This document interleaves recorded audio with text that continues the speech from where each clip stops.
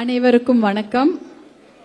பாட்டாளி மக்கள் கட்சியின் பொதுக்குழுவிற்கு வருகை தந்து சிறப்பித்துக் கொண்டிருக்கும் அனைத்து பாட்டாளி சொந்தங்களுக்கும் என் மனமார்ந்த வாழ்த்துக்களையும் நன்றிகளையும் தெரிவித்துக் கொள்கின்றேன். இன்னைக்கு எப்படி இருக்கு தெரியுமா? ஒட்டுமொத்த குடும்பத்தையும் ஒன்னா பார்த்த மாதிரி அவ்வளோ சந்தோஷமா இருக்கு. அத வார்த்தையால சொல்லவே முடியல, அவ்வளோ சந்தோஷமா இருக்கு. நம்முடைய அன்பு நிறுவனர், சமூக நீதி போராளி, இனமான காவலர் மருத்துவர் ஐயா அவர்களின் வாழ்த்துக்களோடு இந்த பொதுக்குழு நடந்து கொண்டிருப்பது நமக்கு மிகுந்த மகிழ்ச்சியையும் ஒரு ரொம்ப சந்தோஷத்தையும் கொடுத்து கொண்டிருக்கிறது. அது ஒரு இரட்டிப்பு மகிழ்ச்சி. இன்னொரு விஷயம், உங்களுடைய பேர் ஆதரவும் அன்பும் எனக்கு கிடைச்சி நான் இன்றைக்கு சட்டமன்ற உறுப்பினராக உங்கள் முன் இந்த பொதுக்குழுவில் பங்கேற்பதில் இன்னும் ஒரு மகிழ்ச்சி. இப்படி இந்த பொதுக்குழு அப்படியே சிறப்பு வாய்ந்த ஒரு பொதுக்குழு, அவ்வளவு பிரமாதமாக நடந்து கொண்டிருக்கிறது. இதை நடத்தி கொண்டிருக்கும் நம்முடைய அன்பு தலைவர், பாட்டாளி மக்கள் கட்சியின் தலைவர் மருத்துவர் அன்புமணி அவர்களுக்கும், நம்முடைய அன்பு சகோதரர் பொதுச் செயலாளர் அவர்களுக்கும், அன்பு சகோதரி பொருளாளர் அவர்களுக்கும், மற்றும் மேடையில் வீற்றிருக்கக்கூடிய அனைத்து நம்முடைய சகோதரர்களுக்கும் சகோதரிகளுக்கும், மேடைக்கு முன்னால் அமர்ந்திருக்கக்கூடிய அனைத்து சகோதர சகோதரிகளுக்கும் என் அன்பான வணக்கத்தை தெரிவித்துக் கொள்கின்றேன். இது நான் சொன்னேன் இல்லையா, முதல்ல ஒரு சந்தோஷம், அதாவது இது ஒரு மிகப்பெரிய சந்தோஷம்.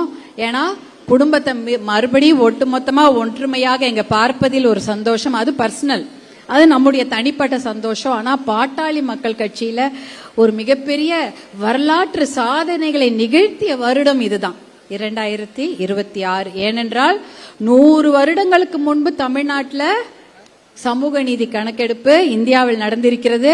அது 100 வருடங்கள் கழித்து தமிழ்நாட்டில் நடத்தப்படும் என்ற அந்த சாதனைக்கு சொந்தமே பாட்டாளி மக்கள் கட்சியினுடைய தொடர் போராட்டங்கள், தொடர் அழுத்தங்கள், எத்தனை கடிதங்கள், எத்தனை அறிக்கைகள், எத்தனை அனைத்து கட்சி கூட்டங்கள், எத்தனை கருத்தரங்குகள், எத்தனை மாநாடுகள் போட்டிருப்பாங்க. பாட்டாளி மக்கள் கட்சியில நடத்தி இருப்போம். எத்தனை தீர்மானங்கள், சமூக நீதி கணக்கெடுப்பு தமிழ்நாட்டில் நடத்தப்பட வேண்டும் என்று எத்தனை தீர்மானங்கள், எத்தனை அழுத்தங்கள், எவ்வளவோ போராட்டங்கள் எல்லா ஊர்லயும் நடத்தியாச்சு.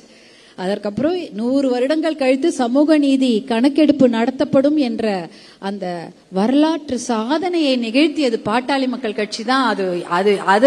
அது ஒரு மிகப்பெரிய மகிழ்ச்சி. அதே போல மது ஒழிப்பு, போதை ஒழிப்பு, இதற்காக தொடர்ந்து நம்முடைய கொள்கையாகவே மருத்துவர் ஐயா நமக்கு அதை பயிற்சி கொடுத்திருக்கிறார். அதை பற்றி மட்டும் நம்ம எத்தனையோ மேடைகள்ல பேசியிருப்போம். வேற யாருமே அதை பேச தயங்கிய போது கூட தைரியமாக போதை ஒழிப்பு, மது ஒழிப்பை பற்றி பேசிய கட்சியும் பாட்டாளி மக்கள் கட்சி தான். அதனாலதான் பாத்தீங்கன்னா மிகப்பெரிய சட்ட போராட்டங்களை நடத்தி இந்தியா முழுக்க நெடுஞ்சாலை ஓரமுள்ள, அந்த தேசிய நெடுஞ்சாலை ஓரமுள்ள மதுக்கடைகள் மூடப்பட்டன. தமிழ்நாட்டில் 3000க்கும் மேற்பட்ட மதுக்கடைகள், தேசிய நெடுஞ்சாலை ஓரமாக இருக்க மதுக்கடைகள் மூடப்பட்டன. இதை கொள்கை ரீதியாக ஏற்றுக்கொண்ட தமிழக அரசும் முதல்ல ஒரு 717 மதுக்கடைகளை மூடியிருக்கிறார்கள். இது வேற யாராலையுமே செய்திருக்க முடியாது. பாட்டாளி மக்கள் கட்சி செய்த தொடர் அழுத்தம், தொடர் போராட்டம், இத பத்தி எத்தனையோ மேடைகள்ல பேசி நிகழ்ச்சிகளை நடத்தி இருக்கிறோம். அதனாலதான் இதை கொண்டு வந்தாங்க. வேற யாருமே இதை பேச தயங்கினாங்க. ஏன்னா ஓட்டு போயிடும், வாக்குகள் கிடைக்காது, மேடையில் அதை பத்தி பேசாதீங்கன்னு சொல்லி நம்மளை தடுத்தவங்க தான் அதிகம். ஆனாலும் விடாப்பிடியாக கொள்கையில மிக தீவிரமான பற்றோடு அதை பத்தி நம்ம பேசி தான் இன்றைக்கு மதுக்கடைகள் தமிழ்நாட்டுக்கு தேவையில்லை, அதை மூடனாதான் நம்ம மகளிருக்கு ஒரு நல்ல பாதுகாப்பு ஏற்படும் என்ற விஷயத்தை நம்மளால கொடுக்க முடிஞ்சுது. இதெல்லாம் செய்ததுனால பெண்களுக்கு ஒரு கொஞ்சமாவது நிம்மதி. இப்ப பாத்தீங்கன்னா அதை பற்றி நாம மதுக்கடைகள் மூடியது மட்டும் இல்லாம சந்து கடைகளும் பல இடங்கள்ல மூடி இருக்கிறாங்க. இதுவும் பாட்டாளி மக்கள் கட்சியின் சாதனை தான். இதனால பெண்களுக்கு ஒரு மன நிம்மதி ஏற்பட்டிருக்கிறது. அதே போல பாத்தீங்கன்னா சுற்றுச்சூழலை பற்றி எந்த ஒரு கட்சியிலுமே பேசியே இருக்க மாட்டாங்க. ஆனா 20 வருடங்களாக காவிரி காப்போம், அப்புறம் பள்ளிக்கரணை சதுப்பு நிலத்தை காப்போம், இப்படி எத்தனையோ விஷயங்களை பற்றி சுற்றுச்சூழலுக்காக பசுமை தாயகமும் பாட்டாளி மக்கள் கட்சியும் தொடர்ந்து குரல் கொடுத்து கொண்டு வருகிறார்கள். அப்பெல்லாம் நம்மள திட்டுவாங்க, என்ன எதை கொண்டு வந்தாலும் இவங்க வேணான்னு சொல்றாங்களே, இதெல்லாம் டெவலப்மெண்ட் ப்ராஜெக்ட், இதெல்லாம் தமிழகத்தின் வளர்ச்சிக்கான நிகழ்ச்சிகள் சொல்லுவாங்க. ஆனா இன்றைக்கு எல்லாரும் புரிந்து கொண்டிருக்கிறார்கள், மேகேதாட்டு அணை தேவையில்லை என்ற ஒரு விஷயத்தை தீர்மானமா எத்தனையோ அரசாங்கங்கள் போட்டிருப்பாங்க. ஆனா அதை பத்தி மக்களுக்கு தெரியவே இல்லை. ஆனா இன்றைக்கு மேகேதாட்டு அணை கட்டினால் தமிழகம் பாலைவனமாகிவிடும் என்ற அந்த உண்மையை உறக்க சொல்லிய கட்சி பாட்டாளி மக்கள் கட்சி தான்.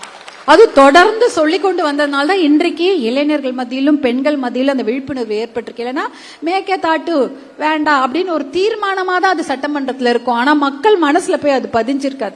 இன்றைக்கு அதை பதிய வைத்தது பாட்டாளி மக்கள் கட்சியின் தொடர் போராட்டங்கள், நடைபயணங்கள், விழிப்புணர்வு பிரச்சாரங்கள், விழிப்புணர்வு கூட்டங்கள். இதை பத்தி எத்தனையோ நாம இன்றைக்கு பாத்தீங்கன்னா மருத்துவர் அன்புமணி அவர்கள் அந்த 3 நிமிஷம் வீடியோ எல்லாம் போட்டிருக்காங்க, ரீல்ஸ். அது எத்தனையோ பேர் அதை பொதுமக்கள் பார்த்து அதுக்கு லைக் எல்லாம் போடுறாங்க, போட்டுட்டு ஆமா கண்டிப்பா உண்மைதான். அதே போல பள்ளிக்கரணை சதுப்பு நிலத்தை பாதுகாக்க வேண்டும் என்ற ஒரு நிகழ்ச்சி, அந்த நிகழ்ச்சிக்கும் பொதுமக்கள் ஆதரவு அவ்வளோ அதிகமாக இருக்குது. இல்லைன்னா இளைஞர்களாம் அதை ரீட்வீட் பண்றதோ ஷேர் பண்றதோ லைக் பண்றதோ பண்ண மாட்டாங்க. அவங்களுக்கு அது பிடித்திருக்கிறது, ஆமா இது உண்மை என்று நம்மை புரிந்து கொண்டிருக்கிறார்கள். பாட்டாளி மக்கள் கட்சியின் கடின உழைப்புக்கு கிடைத்த பரிசு தான் அது. அதை என்னைக்காவது ஒரு வேணாம் மீடியாக்கள்லாம் இல்லை, இப்போ பார்த்தீங்கன்னா அதை நிறைய தொலைக்காட்சிகளோ பத்திரிகைகளோ பெரிய செய்தியாகலாம் அவங்க அதை போடுறதுக்கு அன்னைக்கு தவறி இருக்கலாம். ஆனால் இன்றைக்கு சமூக வலைதளங்கள்ல அதை மிகப்பெரிய செய்தியாக மக்களிடையே கொண்டு சென்று கொண்டிருக்கிறது. அதற்கு மிகப்பெரிய வரவேற்பு இருக்கிறது. இதெல்லாம் சாதாரண விஷயம் இல்ல. சுற்றுச்சூழலை பற்றிய விழிப்புணர்வு, போதை ஒழிப்பு பற்றிய விழிப்புணர்வு, சமூக நீதி பற்றிய விழிப்புணர்வை கொண்டு வந்தது பாட்டாளி மக்கள் கட்சி என்றால் மிகையாகாது. இதற்கெல்லாம் நமக்கு வழிகாட்டியாக இருக்கக்கூடிய நம்முடைய அன்பு நிறுவனர் அவர்களுக்கு இந்த நேரத்தில் நம்முடைய மனமார்ந்த அவர்களுடைய ஆசீர்வாதத்தையும் பெற்றுக்கொள்வதில் நம்ம எல்லாம் பெருமை கொள்கின்றோம். இதை வழிநடத்தி கொண்டிருக்கிற நம்முடைய அன்பு தலைவர் அவர்களுக்கும் மனமார்ந்த நன்றிகளை நாம் நேரத்தில் தெரிவித்துக் கொள்கின்றோம். இதுல முக்கியமா என்ன பண்ணணும்னா, நம்ம அடுத்த கட்டத்துக்கு நாம செல்ல வேண்டும் என்று எல்லாரும் பேசி கொண்டிருக்கிறோம். குறிப்பாக பெண்களுக்கு முக்கியத்துவம் கொடுக்க வேண்டும் என்பதுதான் என்னுடைய ஒரே ஒரு வேண்டுகோள். இன்னைக்கு கூட பாத்தீங்கன்னா மேடையிலயும் சரி கீழேயும் சரி ரொம்ப குறிப்பிட்ட அளவுல தான் வந்திருக்காங்க. ஆனா நிறைய பெண்கள் ஆர்வமாக இருக்கிறார்கள். நிறைய பெண்களுக்கு விஷயம் தெரியணும், அவங்களுக்கு நிறைய விஷயத்த சொல்லி கொடுக்கணும். அதுக்கு நம்ம கிளை கிளையாக நம்ம போய் நம்மளுடைய கொள்கைகளை எடுத்து செல்ல வேண்டும். நம்ம போய் கிளையில போய் அவங்ககிட்ட பேசணும். அப்ப பேசணும்னா நமக்கே நிறைய விஷயம் தெரியணும். அப்ப தினம் நம்மளுடைய கட்சி தலைவருடைய அறிக்கைகளை நாம் படிக்க வேண்டும். நம்முடைய தேர்தல் இப்ப உங்க எல்லாருக்கும் தெரியும், தேர்தல் அறிக்கையில அவ்வளோ விஷயங்கள் இருக்கிறது. அதே சமயம் இந்த பட்ஜெட், வேளாண் நிழல் நிதிநிலை அறிக்கை, அது shadow budget, shadow agriculture budget, இதெல்லாம் நம்ம படிச்சு தெரிஞ்சுக்கிட்டாதான் நீங்க போய் கிராமத்துல பேச முடியும், பெண்களிடம் நிறைய விஷயத்தை சொல்ல முடியும். இதையெல்லாம் நம்ம சொல்லணும்னா நிறைய விஷயம் நாம் தெரிந்து கொள்ள வேண்டும். கிளையை நாம ஸ்ட்ரெங்தன் பண்ணணும், அது ரொம்ப ரொம்ப முக்கியம். எல்லாரும் கிராமத்துல கிளைக்கு போய் நீங்க பாப்பீங்க, அது எனக்கு தெரியும். இருந்தாலும் மாசம் மாசம் போகணும், இல்ல 3 மாசத்துக்கு ஒரு வாட்டியா போகணும். இப்ப இன்னும் எளிதான விஷயங்கள் வந்து விட்டது. வாட்ஸ்அப் குரூப் வச்சிருக்கிறாங்க. வாட்ஸ்அப் குரூப்ல விஷயத்த சொல்லுங்க. எப்ப கேட்டாலும் என்ன சொல்லிடுறாங்கன்னா, எங்களுக்கு விஷயம் தெரியல, தகவல் தெரியல, எங்களுக்கு யாரும் சொல்லல. அப்படி இருக்கவே கூடாது. இப்ப சாதாரண ஒரு விஷயம், ஒரு விஷயத்த ஒரு பத்திரிகை செய்தியோ இல்ல ஒரு அறிக்கையோ, இல்ல இன்னைக்கு ஒரு மீட்டிங் நடக்குது, இன்னைக்கு ஒரு தகவல், இன்னைக்கு அந்த இடத்துல ஒரு சின்னதாக ஒரு கிளை கூட்டம் நடக்கிறது, இல்ல ஒன்றிய கூட்டம் நடக்கிறதுனா தகவல் போய் சேர வேண்டும் என்றால் ஒரு வாட்ஸ்அப் குழு அமைச்சு அவங்களுக்கு தகவலை சொல்வது ரொம்ப ரொம்ப எளிது. அவங்க சொன்னா வரத்துக்கு தயாரா இருக்கிறாங்க. அவங்க கிட்ட வேலை கொடுக்கறதுக்கு நம்ம அந்த அளவுக்கு நம்ம கட்டமைப்பை வலுப்படுத்த வேண்டும். எல்லார்கிட்டையும் எல்லாம் போட்டு வச்சிருக்கீங்க, நான் பார்த்திருக்கிறேன். ஆனா அவங்கள பேர் சொல்லி நீங்க கூப்பிடுறீங்களே தவிர அடிக்கடி பாக்குறமான்றதுதான். அதனால இந்த கிளையை ஸ்ட்ரெங்தன் படுத்தணும். அதே சமயம் மகளிரை நாம ஊக்குவிக்க வேண்டும். எத்தனையோ முன்னாடிலாம் எனக்கு நன்றாக தெரியும், மாவட்ட செயலாளர்களாகவே மகளிர் நிறைய பேர் இருந்திருக்கிறாங்க இல்லையா? நம்முடைய மகளிர்லாம் இருந்திருக்கிறாங்க. நம்மளுடைய நிர்மலா ராசா அம்மா இருந்திருக்கிறாங்க, காசாம்பு பூமாலை அம்மா இருந்திருக்கிறாங்க, சக்தி அம்மா இருந்திருக்கிறாங்க, ஜமுனா கேசவன் அக்கா இருந்திருக்கிறாங்க, செல்வி செல்வம் அக்கா இருந்திருக்கிறாங்க. இன்று எத்தனையோ மகளிர் மாவட்ட செயலாளர்களாக அவங்க பணிகளை சிறப்பாக செய்திருக்கிறார்கள். அந்த மாதிரி நிறைய விஷயங்களுக்கு முன்னுரிமை கொடுத்து நம்ம செய்தாலே மகளிருடைய பங்களிப்பு அதிகமாக பாட்டாளி மக்கள் கட்சியில் இருக்கும். இளைஞர்கள் பங்களிப்பு பற்றி நம்ம சொல்லவே தேவையில்லை, அவ்வளோ ஆர்வமாக நம்மிடையே இருக்கிறாங்க. அதனால மகளிர் பங்களிப்பை நீங்க ஊக்குவிக்க வேண்டும் என்று உங்களை எல்லாம் நாம் அன்போடு கேட்டுக்கொள்கின்றேன். அதே போல நிறைய விஷயங்க ரீட்வீட் பண்ணுங்க, லைக் பண்ணுங்க, ஷேர் பண்ணுங்க. இது சாதாரண விஷயமா தோணலாம், ஆனா சமூக வலைத்தளங்கள்ல கண்டிப்பாக நம்முடைய தலைவரின் அறிக்கையோ நம்ம கட்சியின் செயல்பாடுகளை அதிகமா பகிர வேண்டும். அதை நீங்க எல்லாருமே அப்படி செய்தாலே லட்சக்கணக்கில் வரும், லட்சக்கணக்கில் லைக்ஸ் வரும், ஷேர் வரும். அது அதை நாம செய்ய வேண்டும். அது முக்கியமான ஒரு விஷயம். இன்னைக்கு அது ரொம்ப ரொம்ப முக்கியம். அதை கண்டிப்பாக செய்ய வேண்டும் என்று உங்களை எல்லாம் அன்போடு கேட்டுக்கொள்கின்றேன். எனக்கு இப்ப இதெல்லாம் கட்சி ரீதியாகவும் தனிப்பட்ட ரீதியாகவும் ஒரு விஷயம். ஆனா இது எனக்கு என்னன்னா, கடந்த ஒரு வருஷமாக நான் மருத்துவர் அன்புமணி அவர்களோட, அதே சமயம் நம்முடைய அன்பு சகோதரரோட பயணம் செய்து கொண்டிருக்கின்றேன். அப்ப நான் பார்க்கும்பொழுது போன வருஷம் பொதுக்குழுல ரொம்ப ஒல்லியா இருந்தாரு, சுத்தமா அந்த அளவுக்கு அவரு சாப்பிட கூட இல்லை. பார்த்தாலே எல்லாரும் என்ன கேட்பாங்க, ஏமா சின்னையா அப்படி இருக்காரு, ஏமா சின்னையா அப்படி இருக்கிறான்னு கேட்பாங்க. அந்த சமயம் அவரோடு கூட இருந்த என்னுடைய அன்பு சகோதர சகோதரிகளுக்கு இந்த நேரத்தில் மனமார்ந்த நன்றிகளை தெரிவித்துக் கொள்கின்றேன்.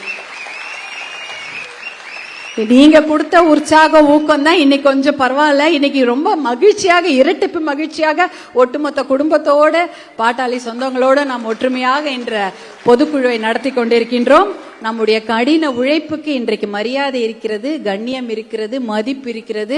மக்கள் நம்மை புரிந்து கொண்டிருக்கிறார்கள். கண்டிப்பாக நாம் எல்லாம் ஒற்றுமையாக களப்பணி ஆற்றினாலே போதும், நிறைய விஷயங்களை நாம் சாதித்துக் கொள்ளலாம். தமிழ்நாட்டுக்கு நிறைய செய்ய வேண்டும் என்ற பெரிய குறிக்கோள் நமக்கு இருக்கிறது. அந்த குறிக்கோளை அடைய வேண்டும் என்றால் நிறைய விஷயங்களை நாம் ஒற்றுமையாக களப்பணி ஆற்றி எல்லோருக்கும் முக்கியத்துவம் கொடுத்து, இளைஞர்களாக இருக்கட்டும், சின்ன பசங்களாக இருக்கட்டும், மகளிராக இருக்கட்டும், எல்லாருக்கும் முக்கியத்துவம் கொடுத்து, விவசாயம் என்று எல்லாவற்றிற்கும் முக்கியத்துவம் கொடுத்து நாம் பணியாற்ற வேண்டும் என்று கேட்டுக்கொண்டு வாழ்த்துக்களை மீண்டும் ஒரு முறை சொல்லி நன்றிகளை மீண்டும் ஒரு முறை உங்களிடம் தெரிவித்துக் கொண்டு விடைபெறுகிறேன். நன்றி, வணக்கம்.